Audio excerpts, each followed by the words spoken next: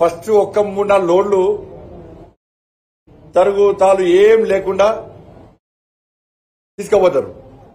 రైతులందరూ ఏం చేస్తారు, ఆ తరుగులేదు తాలేదు బాధ్యత మంచి నడుస్తుంది కొనుగోలు అని చెప్పి ధర కూడా మంచిగా వస్తుందని చెప్పి వడ్లను తీసుకొచ్చి కేంద్రంలో వస్తారు. ఇక దాని తర్వాత సింహకు పడతారు. ఇక సింహ సాడుతుంది ఆడ. ఇక్కడ 5 కిలోలకు వస్తారు. వడ్లు వెనక ఆ సెంటర్ అక్కడ వెనక ఆ దళారులు ఏం చేస్తారు, మళ్ళా మీ వడ్లు వచ్చినాయి, తడి ఉందో తేముందో తాళంతో సరిగ్గా చూలేవాళ్ళు మళ్ళా 4 కిలోలకు వస్తారు, 4-5 కిలోలకు వస్తారు.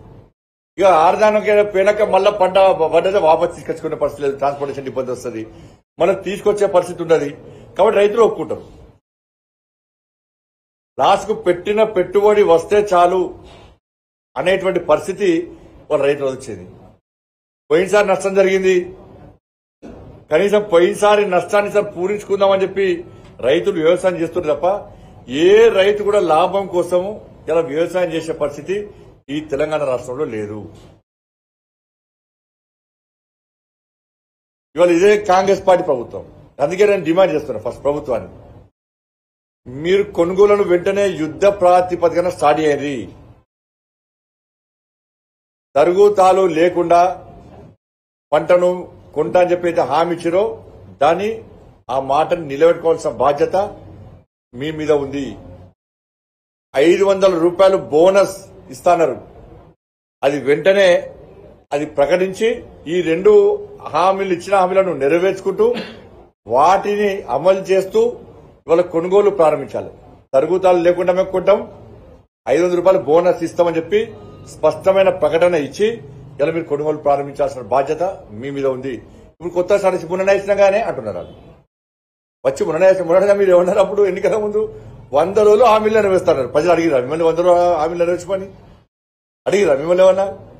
100 రోజుల్లో ఇచ్చిన 6 గ్యారెంటీలను హామీలు నెరవేరుస్తామన్నారు. 6 గ్యారెంటీలు భాగమే కదా. 2 లక్షల రుణమాఫీ చేస్తున్నారు. ఇవి ఈ 2 లక్షల రుణమాఫీ ఏలే. ఇది చేయకుండానే 3 లక్షల రూపాయలు వడ్డీ లేని రుణం రైతులకు ఇస్తా అంటారు. ఏ బ్యాంకు వాళ్ళు ఇవ్వాలి? ఇప్పుడు 2 లక్షల ఆల్రెడీ అప్పున్న రైతులకు గత ప్రభుత్వం 1 లక్ష రూపాయల రుణమాఫీ చేస్తాను చేయకపోవడం వల్ల మిత్తికి మిత్తి కూస్తున్నది. ఇవాళ 2 లక్షల రుణమాఫీ చేయకపోతే మళ్ళీ 3 లక్షలు వడ్డీ లేని రుణం ఇస్తాను పడుతుంది. ఏ బ్యాంకు వాళ్ళు ఇవ్వాలి? ఇలా రైతులను డిఫాల్టర్ గా మార్చింది గతంలో బీఆర్ఎస్ పార్టీ ప్రభుత్వం, ఈరోజు కాంగ్రెస్ పార్టీ ప్రభుత్వం. ఇలా బ్యాంకులో పోతే 3 లక్షల రుణం ఎట్లా ఇస్తుంది బ్యాంకు రైతులకు? పాత బకాయిలే చెల్లించలే, మీరు రుణమాఫీ అయిపోతుంది. మళ్ళీ కొత్త రుణం పెట్టిస్తే అంతే జిమ్మిక్లని ఒక అమాయకులు కొంతమంది చేస్తారు. అదే 3 లక్షల వడ్డీ రుణం ఇస్తాడని ఓటుకుతారు. 2 లక్షల రుణమాఫీ ఎందుకు చేస్తలేరు? ఆపింది ఎవరు? 15,000 రూపాయలు రైతులకు కౌలు రైతులు అకౌంట్ వేస్తున్నారు. ఎంతమందికి వేసింది ఇవాళ? ఏకపోవడానికి కారణమైంది 12,000 రూపాయలు రైతుకు ఉల్లంఘిస్తున్నారు. అది పోయింది. పంటల బీమా పథకాన్ని అమలు చేస్తున్నారు. అది పోయింది. మొన్న నష్టమైన రైతులకు 25,000 రూపాయలు ఇవ్వాలని చెప్పి మేము డిమాండ్ చేస్తాం. దాని గురించి మర్చిపోయారు. రైతులకు ఇచ్చిన ఏ హామీని కూడా నెరవేర్చే ప్రయత్నం కాంగ్రెస్ పార్టీ ప్రభుత్వం చేయలేదు. కొనుగోళ్ల విషయంలో కనీసం ఒక ప్రణాళిక రాష్ట్ర ప్రభుత్వం దగ్గర లేదు. దాని సమీక్ష లేదు. వాళ్ళ దళారీ వ్యవస్థను మళ్ళా ప్రోత్సహించే ప్రయత్నం కాంగ్రెస్ పార్టీ ప్రభుత్వం చేస్తున్నది. వాళ్ళు దీని గురించి ఎవరు మాట్లాడరు. ఇలా మా బాధ ఏంటంటే గతంలో బీఆర్ఎస్ పార్టీ ప్రభుత్వం ఉంటే గిట్టిన కొనుగోలు సెంటర్ తిరిగి చూస్తే బీఆర్ఎస్ పార్టీ రాళ్ళదాడి చేసి రైతుల మీద పోలీసులు దాడులు చేశారు. మళ్ళీ ఇప్పుడు గదే మేము కొనుగోలు సెంటర్ చుట్టూ తిరిగేది మేమే, మళ్ళా రైతులకు భరోసా కల్పించేది మేమే. కాబట్టి ఇటువంటి పరిస్థితుల్లో రైతుల పరిస్థితి ఏంది? కాంగ్రెస్ పార్టీ ఇచ్చిన హామీలను నెరవేర్చుకుంటుందా, నెరవేర్చదా? రైతులు కొనుగోలు గల ప్రభుత్వాలు రైతుల మీద మంచి ఆలోచన ఉంటే కొనుగోలు కేంద్రానికి ఆ సెంటర్ కు వడ్లు వచ్చిన వెంటనే వాటిని పూర్తి బాధ్యతగా రాష్ట్ర ప్రభుత్వం వహించాలి. వర్షం పడ్డా ఏది పడ్డా కూడా కొనుగోలు కేంద్రానికి వడ్లు తీసుకొచ్చిన తర్వాత ధాన్యం తీసుకొచ్చిన తర్వాత దాని మీద పూర్తిగా ఆ రెస్పాన్సిబిలిటీ మొత్తం కూడా రాష్ట్ర ప్రభుత్వాలు భరించాలి. అప్పుడు రైతుకు భరోసా ఉంటుంది. మీరు సెంటర్కి వచ్చే వాళ్ళు వచ్చే వర్షం పడుతుందా, కనీసం సౌకర్యాలు ఇవ్వదా, కేంద్రం ఇచ్చే సౌకర్యాలు వాడుకోరు, ఊరికి మబ్బు వస్తున్నది, వర్షాలు పడే ప్రమాదం ఉంది.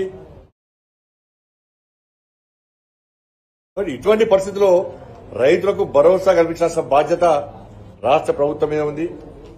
దాంతోపాటు 6 గ్యారెంటీలు అమలు చేస్తామని చెప్పి కాంగ్రెస్ పార్టీలు చెప్తున్నారు, మంత్రులు చెప్తున్నారు.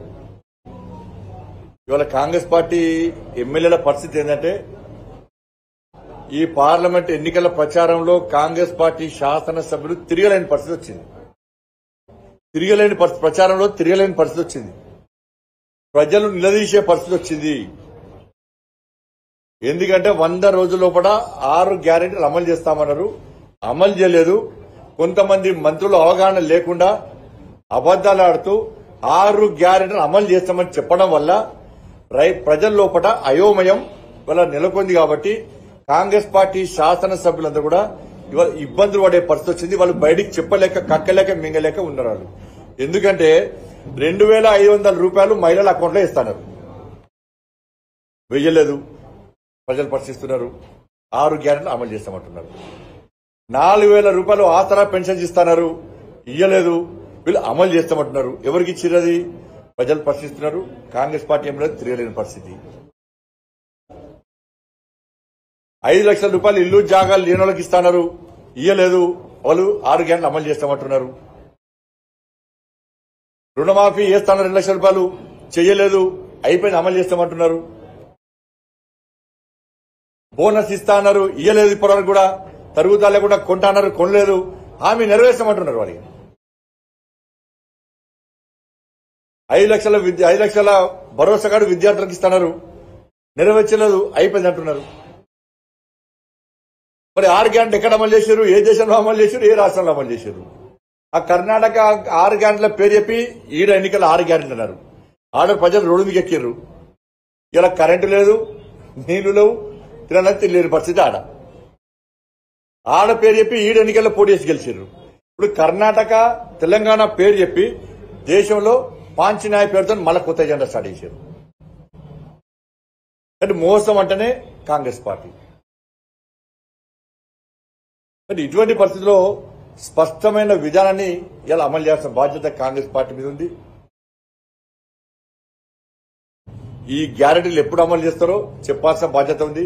100 రోజుల లోపల అమలు చేస్తామని మీరే అన్నారు. మళ్ళీ ఇప్పుడు ముననే వచ్చామని మీరు అంటున్నారు. 100 రోజులు ముననే వచ్చిపోయినాయి.